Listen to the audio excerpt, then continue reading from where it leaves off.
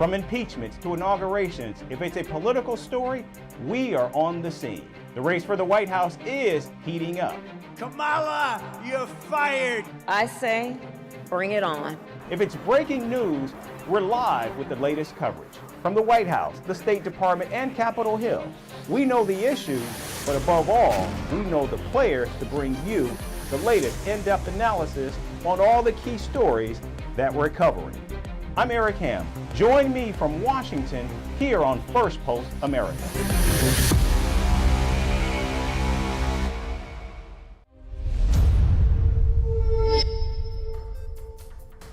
Hello everyone, and thanks for joining us today. We're now exactly 2 weeks out from the United States picking a new president.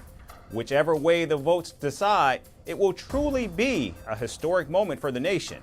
We're covering every move the candidates make as they sprint to the finish line, and we'll take you through it all. But first, the latest headlines.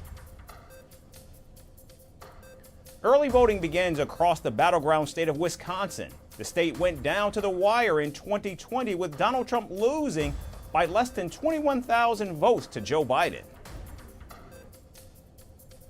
Secretary of State Antony Blinken arrives in Israel to push for a ceasefire in the region. This is the Secretary's 11th trip to the Middle East since Hamas attacked Israel in October of last year. The two-day BRICS summit begins in Russia. Indian Prime Minister Narendra Modi meets Vladimir Putin on the sidelines as the two leaders vow to boost bilateral ties. The Democratic Republic of Congo's army retakes an eastern town a day after it was seized by M23 rebels. Fighting between the ethnic Tutsi group and the Congolese army continues to escalate. And Peru's former president Alejandro Toledo gets more than 20 years in prison after being convicted of corruption involving a Brazilian construction conglomerate.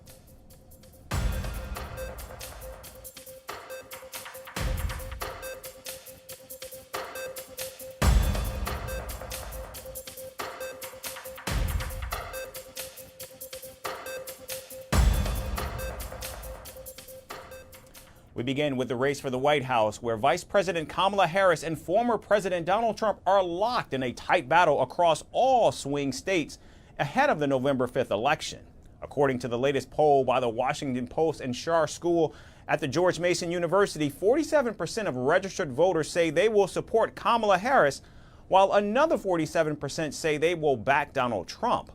Among likely voters, 49% support the vice president and 48% want the former president to be reelected. There's a few weeks left to Election Day, and a lot can happen within that time.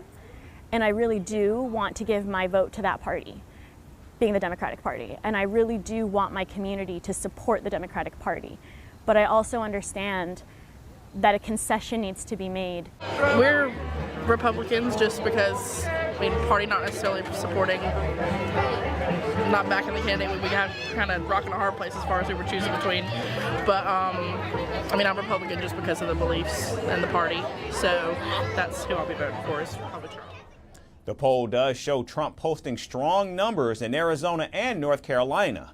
Meanwhile, Kamala Harris is strongest in Georgia and is performing slightly better in the battleground states of Pennsylvania, Michigan, and Wisconsin. And in Nevada, the candidates are tied, though Kamala Harris leads Donald Trump by 3 points among registered voters. The poll also shows growing voter disinterest in Kamala Harris and Donald Trump, as many say they are not enthusiastic about either candidate. I'm a bit surprised. The entire United States, nearly 400 million people, they can't find a better candidate than those two. I'm not happy with neither one as a New Yorker. And reason for it is to the middle class, it really makes no difference who wins or who loses. As a middle class in the last 4 years that I've been voting for, if Democrats win, they give the money directly to super poor, and we never see any. If Republicans win, they give the money to super rich, so the middle class still gets tax increases and everything else, so we see no benefits at all. And besides that, they never keep their promises anyway. So regardless what they say, it's just a business for them, I guess.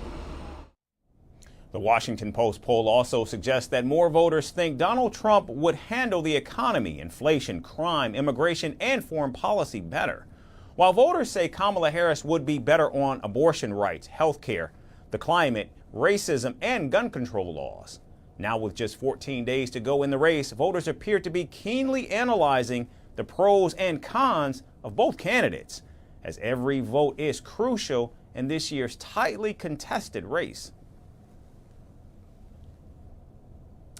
And staying with the race for the White House, with just 2 weeks left in the race, Vice President Kamala Harris and former President Donald Trump are leaving no stone unturned to gather more votes. Campaigning with former Republican lawmaker Liz Cheney in the battleground state of Pennsylvania, Kamala Harris cast herself as a leader for all generations. Speaking to young voters, the Democratic presidential candidate said she appreciates Gen Z, calls them the young leaders the country needs. I love Gen Z. Because we have Gen Zs in our lives. We have kids who are Gen Zs. It can be complicated, I know. I love Gen Z. These young leaders are they're clear-eyed. You know, they've only known the climate crisis. They've only known active shooter drills. I mean, we had fire drills, not our kids, right? But they also, they're so wonderfully impatient. Right? No, really, that's good. That's good. They're ready to get in there. Let's invest in them. Now, Gen Z are people born between 1997 and 2012, and they make up more than 50% of new voters. More than 8 million Gen Z Americans will vote in November, and at least 47% of them will be voters of color. In fact, in most of the key swing states, Asian, Black, and Latino Gen Z voters will make up most of the newly eligible voters. Recent polls show that Kamala Harris is seen as more favorable candidate compared to Donald Trump among 82% of Gen Z voters. So my vote is very strongly for Kamala Harris. She is a homegrown Bay Area native and really understands the needs of immigrant communities, low-income people, people of color, and she's just really going to reflect the needs of our country. I mean, it's a clear choice. I'm going to vote for Harris and Walz, and they're the ones who I think are going to be able to unify the country and also speak to the issues that are important to me as an Asian American voter. As the vice president gets glowing marks from much of the Gen Z crowd, she is, however, facing some pushback from working class white women, particularly those without a college education. Despite struggling to gain the confidence of overall working women in the 2016 and 2020 presidential races, Donald Trump has carved out a distinct popularity among white women, winning this key demographic in the previous 2 election cycles. Opinion polls show that working white women prefer Trump as they criticize the Biden administration's border and economic policies. However, Kamala Harris is hopeful of turning that around with her pro-women policies led by her stance on reproductive rights. I have had conversations with a number of people who were opposed to abortion and remain opposed to it, but did not intend for the harm that we are seeing to happen. And I think as this decision came down and we are seeing the harm, there are more and more people who are agreeing that this should not be the government making this decision for women and their families. And the way that we will address this is eventually Congress needs to pass a law restoring those protections. And we need to agree that in our society, you know, we should not have laws that are treating people in a way that is causing such harm. Political experts say that Gen Z and white women could potentially be decisive factors in the race for the White House, and everything boils down to the final turnout in this hotly contested election. And as the U.S. presidential election sprints to the finish, religion has now entered the race. Donald Trump called Vice President Kamala Harris destructive on religion, especially Christianity. Speaking at a rally in North Carolina, the ex-president said Kamala Harris is the worst nightmare for Christians. Very destructive to religion. She's very destructive to Christianity and very destructive to evangelicals and to the Catholic Church. And she is, let me put it this way, Ben, she is your worst nightmare. Much worse than Biden, and he wasn't so hot. Trump also reflected upon his faith and said God saved him during the first assassination attempt in July. For 4 straight years, I fought for Christians like no president has ever fought before. You know that. I protected the religious freedom of doctors, nurses, teachers, and faith groups like the Little Sisters of the Poor. And my faith took on new meaning on July 13th in Butler, Pennsylvania, where I was knocked to the ground, essentially, by what seemed like a supernatural hand. And I would like to think that God saved me for a purpose, and that's to make our country greater than ever before. These comments come a day after Kamala Harris visited 2 churches in Georgia, also known as Souls to the Polls, to encourage black voters and women to cast their ballots in large numbers. I say as we move forward, let us look at where we are and understand the lesson of the Gospel of Luke. Because right now, each of us has an opportunity to make a difference. In this moment, our country is at a crossroads. And where we go from here is up to us, as Americans and as people of faith. Now, days ago, Harris sparked a controversy among Christian Americans at a campaign event. The vice president was discussing abortion rights during her rally in Wisconsin when a group of hecklers began shouting comments like, "Jesus is Lord and Christ is King." Harris responded by mocking the protesters, saying they were at the wrong rally. Donald Trump hand-selected 3 members of the United States Supreme Court with the intention that they would undo the protections of Roe v. Wade, and they did as he intended. Oh, you guys are at the wrong rally.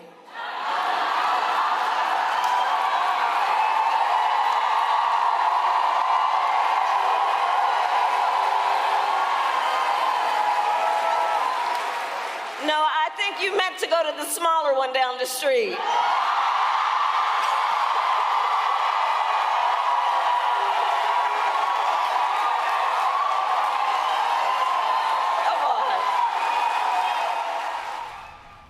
Now, many reports say the hecklers were MAGA supporters who strongly oppose reproductive rights. If we elect Kamala Harris, we're electing the most liberal president, I believe, in American history. There is nothing that a Bible-believing Christian can align with her on. And I think it's absolutely concerning. And we should be really concerned about the issues that we care about and those being really trampled in a Harris administration.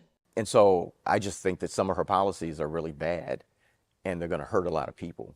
And some people aren't even thinking that. They're just thinking, oh, she's biracial and she's a woman, and those Republicans over there are a bunch of racists and they don't like black people, and a lot of gaslighting that's going on. Donald Trump was raised Christian while Kamala Harris was born to a Hindu mother and a Christian father and is married to a Jew. And neither candidate claims to be very religious. However, in a race too close to call, they cannot afford to lose votes of such an important demographic. And now to the Middle East. The war in Gaza has torn apart countless lives, leaving deep scars both physically and mentally. A 22-year-old Israeli woman who survived the deadly Hamas attack on the Nova Music Festival in 2023 has taken her own life after a year-long battle with PTSD. Though she escaped the massacre, the psychological trauma she endured went untreated. Her family blames the state for failing to provide the support she desperately needed, highlighting the devastating mental toll the conflict has taken on survivors. Here's more on the ongoing tragedy that continues to unfold from that fateful day. Shirel Golan was supposed to celebrate her 22nd birthday, surrounded by friends and family. Instead, on that very day, her family found her lifeless body at home, her phone full of unanswered birthday wishes. A year after surviving the horrifying Hamas-led massacre at the Nova Music Festival on October 7, 2023, Shirel took her own life, overcome by a silent battle with post-traumatic stress disorder that she could no longer fight. Shirel and her partner Adi had narrowly escaped the gunfire and bloodshed, hiding under a bush for hours as terror rained down around them. Though she was later rescued, for Shirel, the trauma didn't end when the shooting stopped. She returned home to a life that had been forever changed, haunted by memories that refused to let her go. Her brother Eyal's grief was laced with anger. The state of Israel killed my sister twice, once in October, mentally, and a second time today, on her birthday, physically.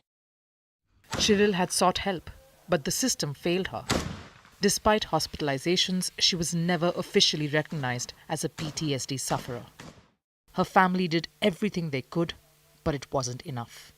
The support she needed wasn't there, and her brother's frustration echoed a growing sentiment in Israel that the survivors of October 7 were being abandoned by the very state that had promised to protect them. This is not just Shirel's story.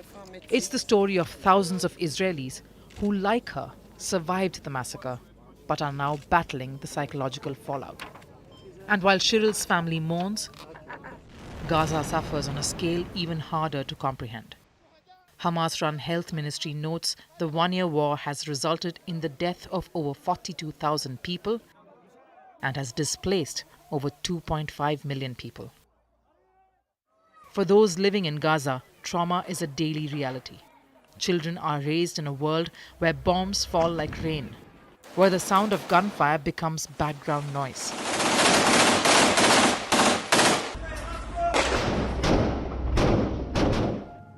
While Shirel's family grieves the loss, her brother demands that the state wake up and prevent more suicide attempts, saying, "I lost my sister, but I want to raise a hue and cry so others won't lose their loved ones."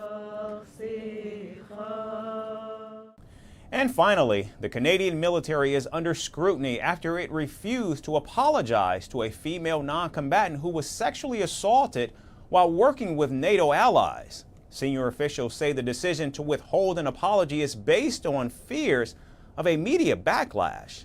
The fallout from the handling of the sexual assault has raised critical questions about the Canadian military's professionalism and accountability. Our final report goes inside the controversy. For years, the Canadian military has harbored a culture of abuse within its ranks.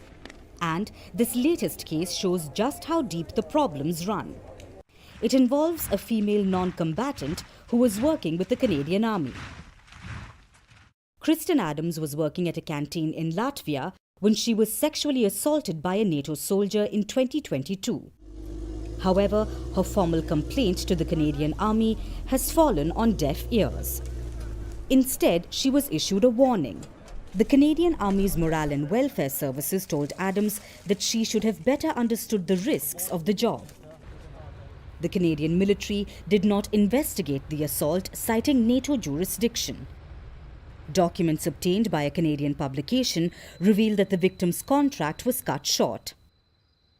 Months after the incident, military officials claimed they had gone above and beyond in addressing the victim's complaint. But new internal documents tell a different story. Canadian officials were worried that any apology to the victim would spark unwanted media coverage. Yes, the Canadian Army is afraid of bad press.